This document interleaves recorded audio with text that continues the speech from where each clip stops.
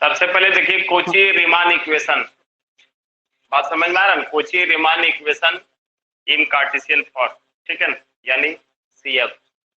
बात समझे कि नहीं? तो कोची रीमान इक्वेशन को तो अभी हम लोग पढ़े नहीं है, ठीक है ना, थोड़ा आज क्लास कम टाइम के लिए लेंगे।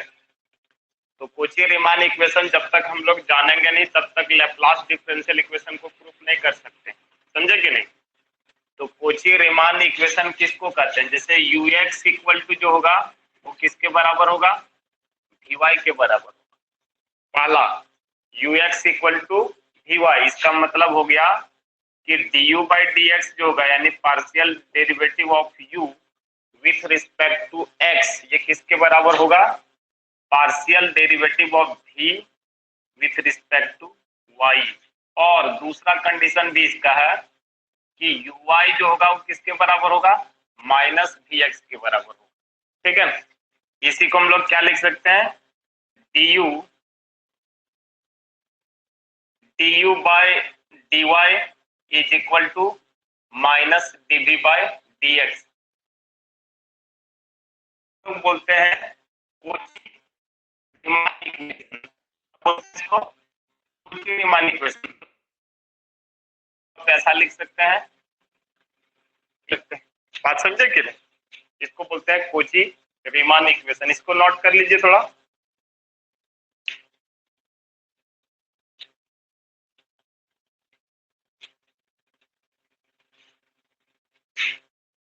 Kochi Riemann equation. आप ये समझिए कि हम लोग सिलेबस की ओर आगे बढ़ रहे हैं।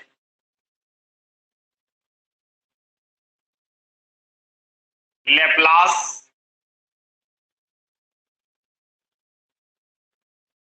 Differential equation,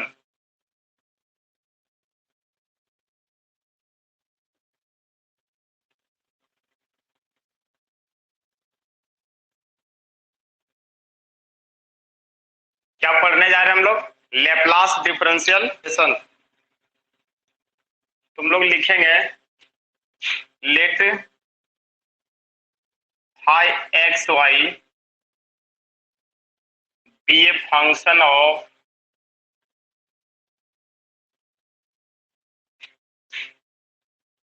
two variables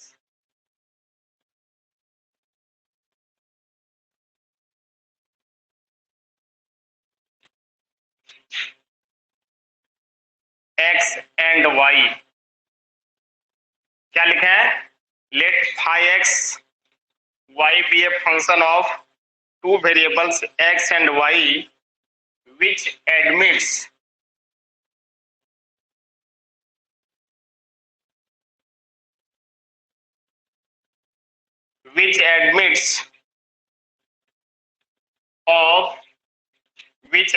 of second order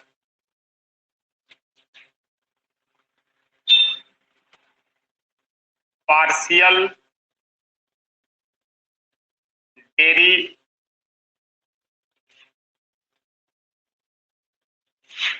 derivative, दोनों मिला करके लिखना।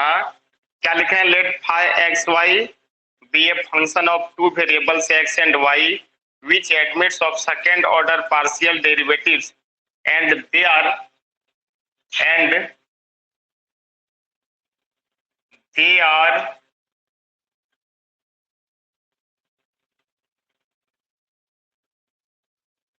continuous functions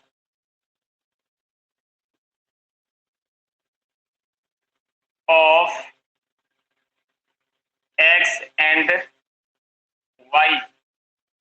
बात को सुनना थोड़ा बढ़िया से। लैप्लास डिफरेंशियल इक्वेशन किसको बोलते हैं?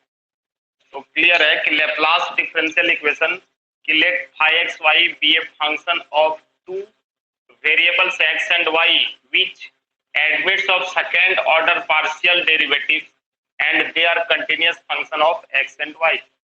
सबसे पहले क्या होता है कि फाई कोई फंक्शन है जिसका वेरिएबल्स क्या है? एक्स और वाई। जब सेकेंड ऑर्डर डेरिवेटिव लगाएंगे, लेकिन कौन सा डेरिवेटिव लगाएंगे, तब एक डिफरेंशियल इक्वेशन का फॉर्म होगा then the differential equation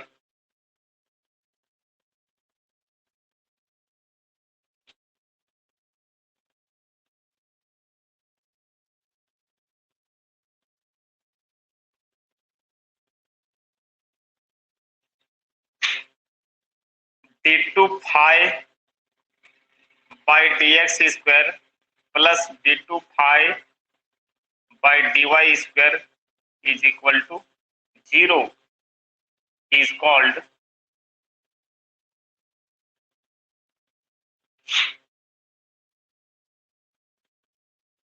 Laplace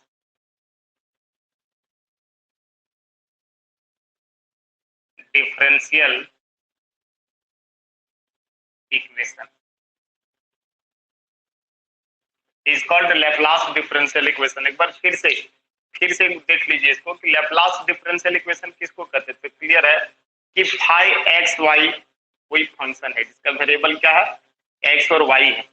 जब इसको हम लोग फर्स्ट डेरिवेटिव करेंगे किसमें पार्शियल डेरिवेटिव करेंगे, फिर फर्स्ट करने के बाद जैसे हम लोग सेकेंड करेंगे एक्स के रिस्पेक्ट में d2 five by D x square फिर plus d2 five by D Y square, यानी एक बार एक्स के रिस्पेक्ट में डिफरेंशिएट करना है पार्शियल डेरिवेटिव किसका फाई का, यानी फाई फंक्शन को एक्स के रिस्पेक्ट में पार्शियल डेरिवेटिव करेंगे, फिर से उसको पार्शियल डेरिवेटिव करेंगे एक्स के रिस्पेक्ट में अगेन, फिर फाई को हम लोग y के रिस्पेक्ट में पार्शियल डेरिवेटिव करेंगे एक बार फिर से, यानी दो बार उसको डिफरेंशिएट करना है x के रिस्पेक्ट में, दो बार डिफरेंशिएट करना है y के रिस्पेक्ट में, और जैसे दोनों को ऐड करेंगे तो रिजल्ट मेरा 0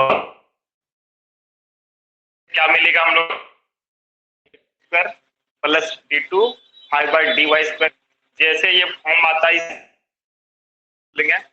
लेप्लास डिफरेंशियल इक्वेशन, यानी इसको हम लोग शॉर्ट में लिखेंगे LDE, मतलब लेप्लास डिफरेंशियल इक्वेशन। कोई प्रॉब्लम यहां तक, इसको नोट कर लीजिए थोड़ा, ठीक है। क्या शिवम सुनाई दे रहा कि नहीं? हाँ सर दे रहा। दिख रहा क्लियर? हाँ सर। ठीक,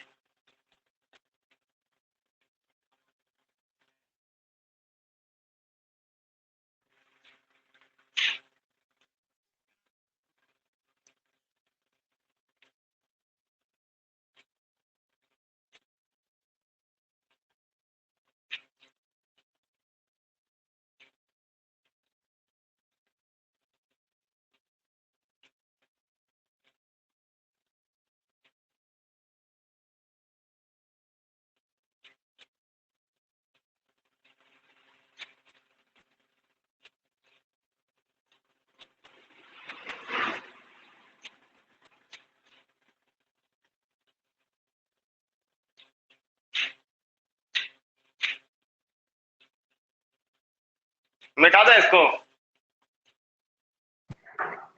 हाँ सर मेरा हो गया। सविता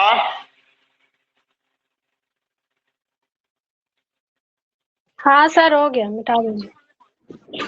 क्या रे रेनू लिखी हो कि नहीं?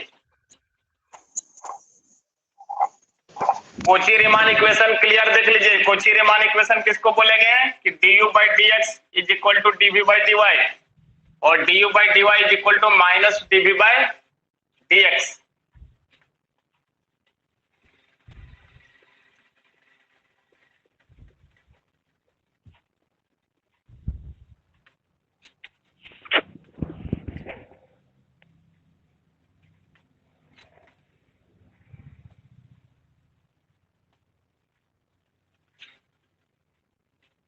अब एक थ्योरम लिख लीजिए।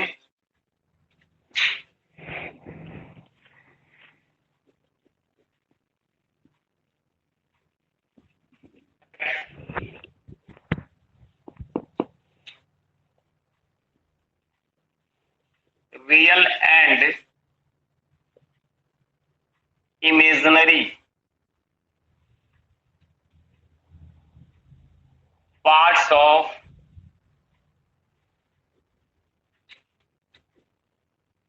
an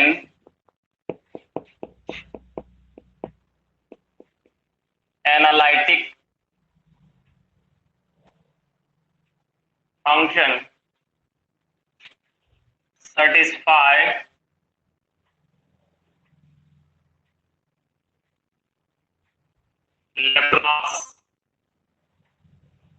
Laplace equation।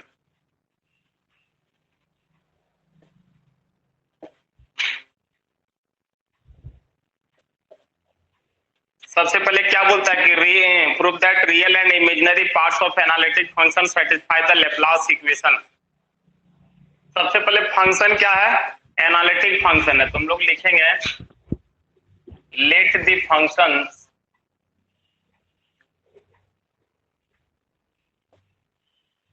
F z is equal to u plus i v. क्या लिखेंगे, let f z equal to u plus i v be a analytic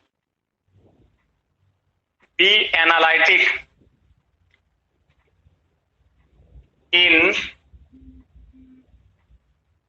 some domain capital D. बात को समझना है, क्या क्वेश्चन बोल रहा है कि prove that the real and imaginary parts of an analytic function satisfy Laplace equation. बात समझ पाए कि नहीं? तो सबसे पहले जैसे एनालिटिक वर्ड का use function f z equal to u plus i v be analytic in some domain D, analytic function का डिफिनेशन बताए थे। अब यहां से देखिए, जब हम लोग इसको लेप्लास डिफरेंशियल इक्वेशन प्रूफ करेंगे तो हम लोग कोची रीमान इक्वेशन से जानते हैं। लिखेंगे we know that from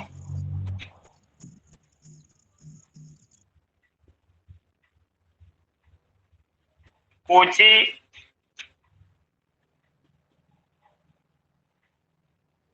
Riemann equation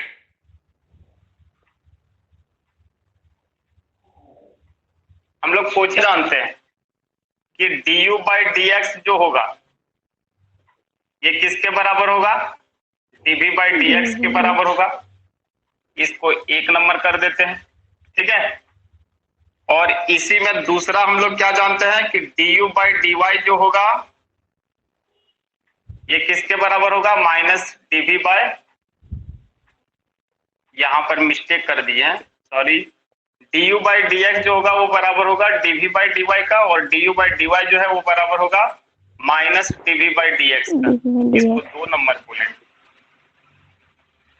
बात समझ पा रहे हैं? कोची रीमान इक्वेशन इससे कुछ मतलब कुछ देर पहले बताए थे कि du बाई डी एक्स जो है वो इक्वल होगा dv बाई डी वाई का, और दूसरा क्या होता था कि du बाई डी वाई जो है वो इक्वल होगा minus dv by D x का।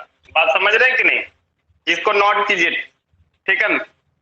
And now let us assume that the second order partial derivative of u and v exist and are continuous. अब यहां से हमको समझ में आ रहा है कि पार्शियल ऑर्डर डेरिवेटिव u और v दोनों क्या कर रहा है, एग्जिस्ट कर रहा, और ये फंक्शन कंटिन्यूअस भी होगा। हम लोग थ्योरम से जान रहे हैं कि कोई भी डिफरेंशियल, कोई भी फंक्शन यदि डिफरेंशिएट होगा तो स्वाभाविक है वो फंक्शन कंटिन्यूअस भी होगा। Every differentiable function is continuous but it's converse is not. Clear? कोई भी फंक्शन यदि डिफरेंशिएट होता है तो ये समझ जाइए कि वो कंटिन्यूअस होगा, लेकिन ये कोई जरूरी नहीं कि कोई फंक्शन यदि कंटिन्यूअस है वो डिफरेंशिएट, ठीक है।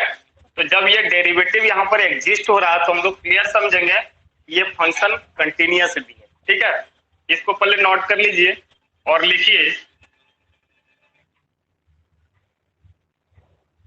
let us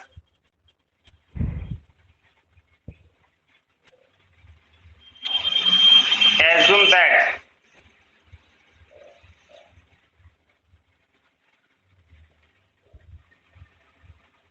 the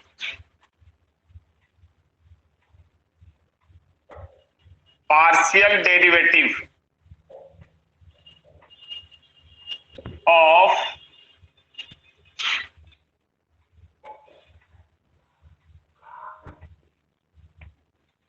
r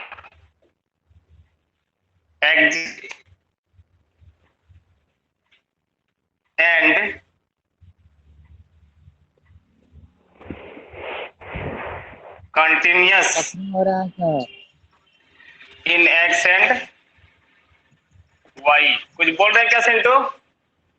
buffering हो रहा था। बफरिंग हो रहा था, नेटवर्क प्रॉब्लम। अब तो ठीक है कि नहीं? हाँ यहां तक नोट कर लिया, ऊपर वाला मिटावे। Yes sir. ठीक।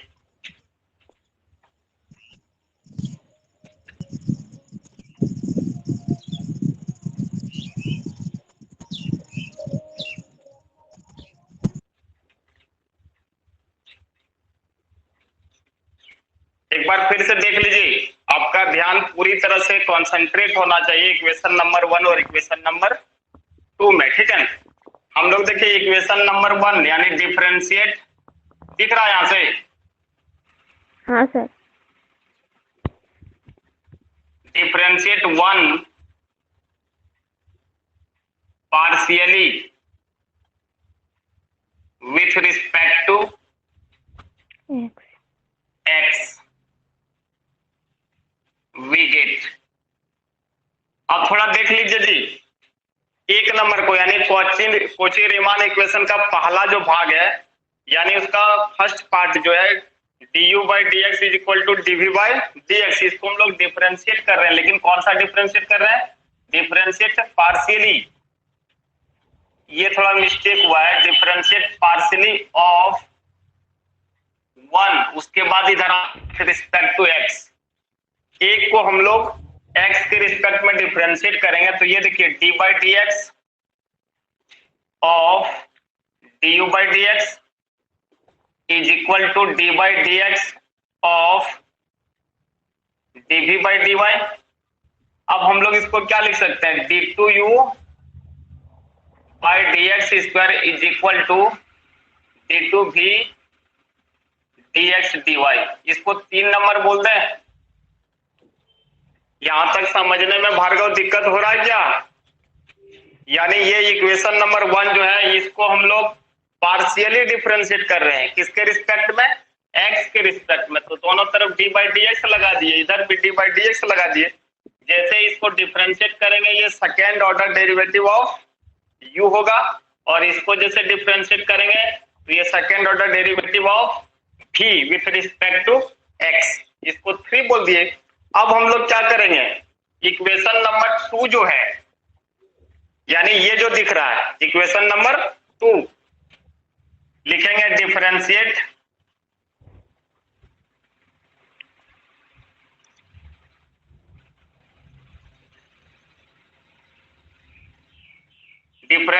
Partially of 2 with respect to y।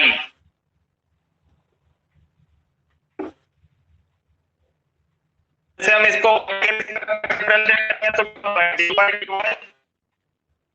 और ये हो जाएगा du by D y is equal to into minus dv by D x.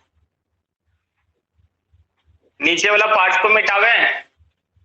हाँ sir.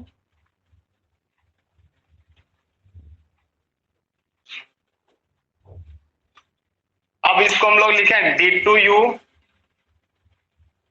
By D Y square is equal to minus d2v और ये dy dx। इसको 4 number बोलते हैं। कोई प्रॉब्लम यहां तक? लेकिन एक चीज हम लोग जानते हैं, but we know that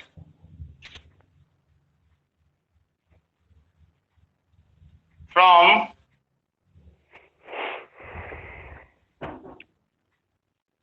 differential calculus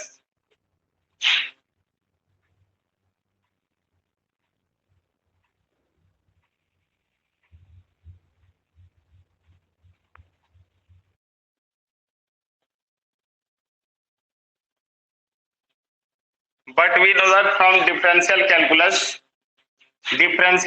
से ये हम लोगों को पता था कि d2u यहाँ पर v है, तो dx dy जो है ये हर हमेशा इक्वल होता है d2v dy dx। क्या जी डिफरेंशियल कैलकुलस सेमेस्टर 2 में पढ़े हैं ना हम लोग, या आप लोग सेमेस्टर 2 का नहीं पढ़े थे? याद नहीं है डिफरेंशियल सर। कैलकुलस सेमेस्टर 2 में पढ़े थे कि नहीं, या वहां हाँ भी सर। प्रमोट कर गए थे? पढ़े याद थे नहीं लेकिन है सर। प्रमोट ये हम हुए। लोग पढ़े, प्रमोट हुए थे, लेकिन हमको पता है डिफरेंशियल कैलकुलस इस भाग को पढ़ाए थे, क्योंकि हम लोग वहां टेंजेंट नॉर्मल तक पढ़ाए थे। उसके बाद मतलब ये कोरोना काल घुसा था, है कि नहीं, तो इस पार्ट को पढ़ाए हैं। तो ये दोनों क्या होगा, हर हमेशा इक्वल है, ये पता है कि नहीं जी, पढ़ाए कि नहीं? कोई कुछ हाँ नहीं सर। बोल रहे, नहीं पढ़े हैं क्या? हाँ सर। याद नहीं है सर। आवाज दीजिए। क्या बोले? अब देखो ये याद दोनों नहीं है पार्ट सर। यदि याद नहीं है तो थोड़ा सा याद कर लीजिए कि ये डिफरेंशियल कैलकुलस का पार्ट से कहां पर पढ़ा थे, ये भी बता देते हैं। पार्शियल डेरिवेटिव यानी यूलर्स थ्योरम पढ़े होंगे, यूलर्स थ्योरम पढ़े कि नहीं? हाँ सर। यूलर थ्योरम के ठीक पहले, क्योंकि इसके बाद ही हम यूलर थ्योरम को पढ़ाते हैं, और यूलर थ्योरम जब पढ़ाते हैं वहां पर भी ये यूज होता है, बात समझे कि नहीं? तो यूलर थ्योरम पढ़ने के ठीक 2 क्लास पहले हम इसको पढ़े। तो याद रखिए कि ये दोनों यदि इक्वल है तो इस पार्ट को देखिए, इक्वेशन नंबर 3 और इक्वेशन नंबर 4 को देखिए, ये दोनों शायद इक्वल है कि नहीं? एकदम कंफर्म हो जाए 100% इक्वल है, क्योंकि ये दोनों यदि इक्वल हुआ तो समझ जाए कि ये दोनों इक्वल हुआ, है कि नहीं? यहाँ और यहाँ दोनों में इतना का ही अंतर है, इसका मतलब ये दोनों इक्वल है, तो ये दोनों इक्वल है। और जब ये दोनों इक्वल है तो इक्वेशन नंबर 3 और इक्वेशन नंबर 4 को ऐड कर दीजिए। इसको नोट किए अभी तक? हाँ सर। तो ऊपर वाला मिटावे, सर माइनस कहाँ गए? माइनस यहीं पर है, कहीं नहीं गया है, दिख रहा कि नहीं? हाँ सर। हाँ सर। ये इसमें मत लिखने बोलो, हम ये दिखा रहे हैं कि ये दोनों इक्वल है, बात समझे कि नहीं? ये दिखा रहे हैं ये दोनों इक्वल है, इसमें माइनस क्यों लिखेंगे हम?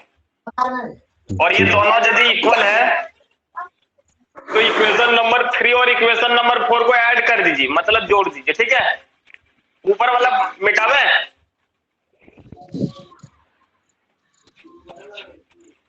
हाँ सर। अब लिखेंगे हम लोग एडिंग 3 and 4।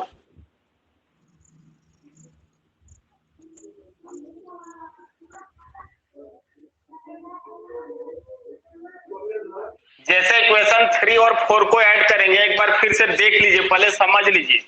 ये है आपका इक्वेशन नंबर 3 और ये है आपका इक्वेशन नंबर 4। तो जैसे हम लोग लेफ्ट साइड को ऐड करेंगे तो देखिए जी क्या बनने जा रहा है, देख लीजिए, ये बनने जा रहा है d2u by dx square plus ये हो जाएगा d2u by dy square is equal to, और ये दोनों पार्ट इक्वल है, और इक्वल है और एक पॉजिटिव में है और दूसरा नेगेटिव में। स्वाभाविक है, यदि 2 - 2 होता तो क्या हो जाता, 0 हो जाता। 5 - 5 होता तो क्या होता, 0 हो जाता। जब ये दोनों इक्वल है तो इसमें ये वाला माइनस हो जाएगा, तो रिजल्ट मेरा क्या मिलेगा, 0 मिलेगा। और जब 0 मिलेगा तो याद कर लीजिए लैप्लास डिफरेंशियल इक्वेशन को, क्या रिजल्ट होता था, यहाँ पर जो फंक्शन है वो u है, और हम लोग लैप्लास का जो डिफिनेशन पढ़ाए थे वहां पर फंक्शन u है, फाई था, तो यहाँ पर फंक्शन u है, यानी u equal u x y का फंक्शन, यानी वेरिएबल्स कौन है, x और y है। तो यहाँ पर d2u by dx square plus d2u by dy square, तो क्या इसको बोलेंगे, दिस इज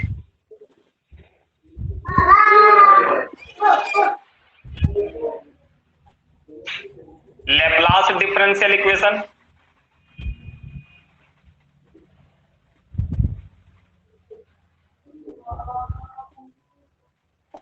प्रूव्ड।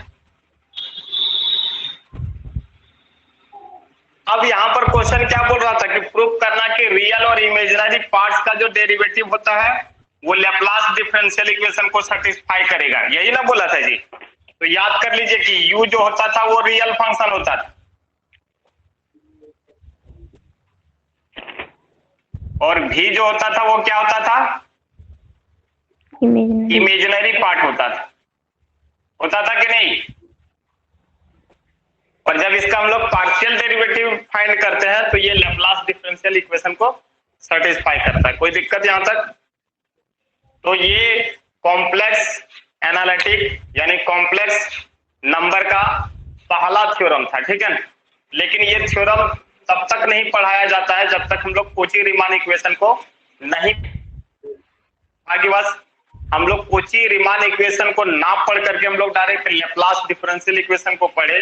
कारण क्योंकि अभी हम लोग कोची रीमान इक्वेशन को पढ़ाएंगे तो वो दोनों पार्ट यानी नेसेसरी पार्ट और सफिशिएंट पार्ट पढ़ाने के लिए कम से कम 1.5 घंटा का टाइम चाहिए। बात समझे कि नहीं? तो आज हम थोड़ा कम पढ़ाना चाहते थे, इसलिए सबसे पहले हम लोग कोची रीमान इक्वेशन का जानकारी दिए। कोची रीमान इक्वेशन जानने के बाद हम लोग लैप्लास डिफरेंशियल इक्वेशन जाने और लैप्लास डिफरेंशियल इक्वेशन जानने के बाद इस थ्योरम को प्रूव किया। कोई दिक्कत यहां तक? फिर हम लोग नेक्स्ट क्लास को पढ़ेंगे, ठीक है।